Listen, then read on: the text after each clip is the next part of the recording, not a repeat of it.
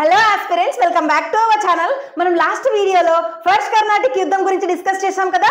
ఈ వీడియోలో సెకండ్ కర్ణాటిక్ యుద్ధం అండ్ థర్డ్ కర్ణాటిక్ యుద్ధం గురించి చూద్దాం. రెండవ కర్ణాటిక్ యుద్ధం జరిగిన కాలం ఏంటి ఫ్రెండ్స్? 1749 నుంచి 54 వరకు జరిగింది. కారణం ఏంటి? హైదరాబాద్ కర్ణాటక సింహాసనాలకు వారసత్వ తగాదం. ఈ తగాదాల్లో బ్రిటిష్ వారి మద్దతు పొందింది ఎవరు?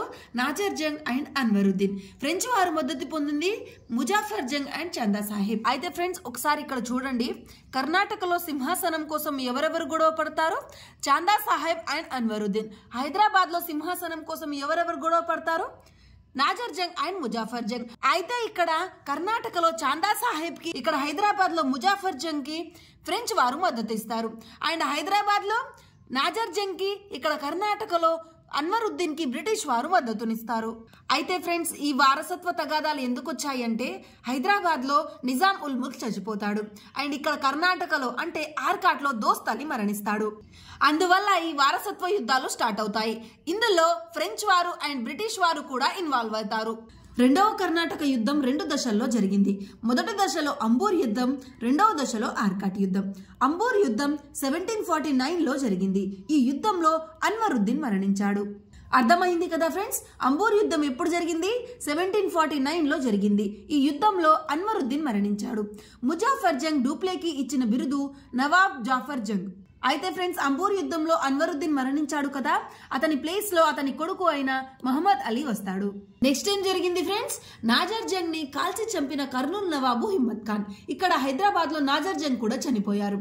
తర్వాత రాజు అయ్యేది ఎవరు ఫ్రెండ్స్? ముజాఫర్ జంగ్. ముజాఫర్ జంగ్ ని రాజు చేసింది ఈ ఫ్రెంచ్ వారు, డూప్లే అన్నమాట. ఇతనికి ముజాఫర్ జంగ్ ఇచ్చిన బిరుదు ఏంటి? నవాబ్ జాఫర్ జంగ్. ఇక్కడ ముజాఫర్ జంగ్ ఏమనుకుంటాడంటే, డూప్లే వల్లనే నేను రాజయ్యానని చెప్పి చాలా ఆంధ్ర ప్లేసెస్ ని డూప్లేకి ఇస్తాడు. అవేంటంటే మచిలీపట్నం, దివిసీమ, యానంలను ముజాఫర్ జంగ్ డూప్లేకి ఇస్తాడు. తర్వాత కొద్ది రోజుల తర్వాత ముజాఫర్ జంగ్ కూడా చచ్చిపోతాడు ఫ్రెండ్స్. ఇక్కడ ఉంది చూడండి ఫ్రెండ్స్, ముజాఫర్ జంగ్ ని కడప, కర్నూలు నవాబులు చంపిన ప్రదేశం లక్కిరెడ్డిపల్లి. ముజాఫర్ జంగ్ మరణం తరువాత హైదరాబాద్ నిజాంగా సలాబత్ జంగ్ ప్రకటించిన ఫ్రెంచ్ సేనాని బుస్సీ. అర్థమైంది కదా ఫ్రెండ్స్? ముజాఫర్ జంగ్ తర్వాత ఎవరు వస్తారు హైదరాబాద్ లో? సలాబత్ జంగ్. ఇతన్ని ప్రకటించిన ఫ్రెంచ్ సేనాని ఎవరు? బుస్సీ.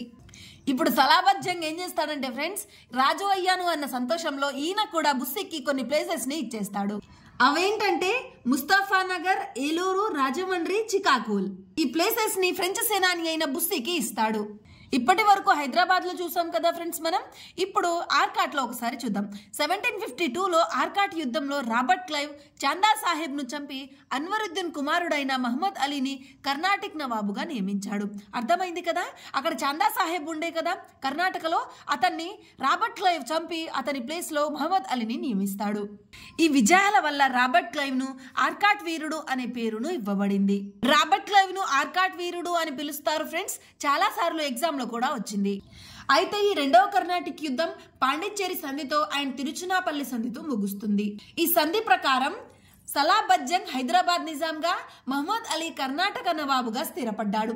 అర్థమైంది కదా ఫ్రెండ్స్? అయితే ఆర్కాట్ లో వచ్చిన చందా సాహెబ్, అన్వరుద్దీన్, ఇక్కడ హైదరాబాద్ లో వచ్చిన నాజర్ జంగ్, ముజాఫర్ జంగ్ అందరూ చచ్చిపోయారు. దాని తర్వాత ఎవరయ్యారు రాజు? ఇక్కడ హైదరాబాద్ లో సలాబత్ జంగ్ రాజు అయితే కర్ణాటకలో అంటే ఆర్కాట్ లో మహమ్మద్ అలీ రాజయ్యాడు. మూడవ కర్ణాటిక్ యుద్ధం మెయిన్ పాయింట్స్ కూడా చూసేద్దాం ఫ్రెండ్స్. ఎప్పుడు జరిగింది? 1756 నుంచి 63 వరకు జరిగింది. కారణం ఏంటి? ఐరోపాలోని సప్తవర్ష సంగ్రామం.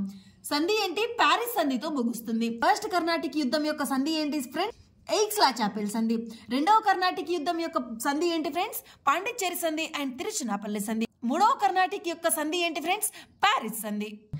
భారతదేశంలో బ్రిటిష్ వారి ప్రాబల్యాన్ని అంతమొందించడానికి ఫ్రెంచ్ ప్రభుత్వం 1757లో కౌంట్ డి లాలీ అను అతనితో ఫ్రెంచ్ నౌకాదళాన్ని పంపింది. 1758లో కౌంట్ డి లాలీ కడలూరును ముట్టడించి పోర్ట్ డేవిడ్ కోటను ఆక్రమించాడు.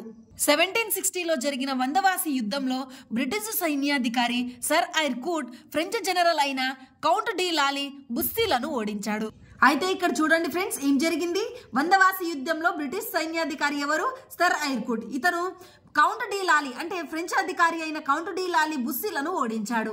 భారత్ లో ఫ్రెంచ్ వారి ప్రాబల్యాన్ని తుదిముట్టించిన యుద్ధం వందవాసి యుద్ధం. ఎప్పుడు జరిగింది? 1760లో జరిగింది. సో ఇది ఫ్రెండ్స్ కర్ణాటిక్ వార్స్ గురించి మీకు అర్థమైందనే అనుకుంటున్నాను.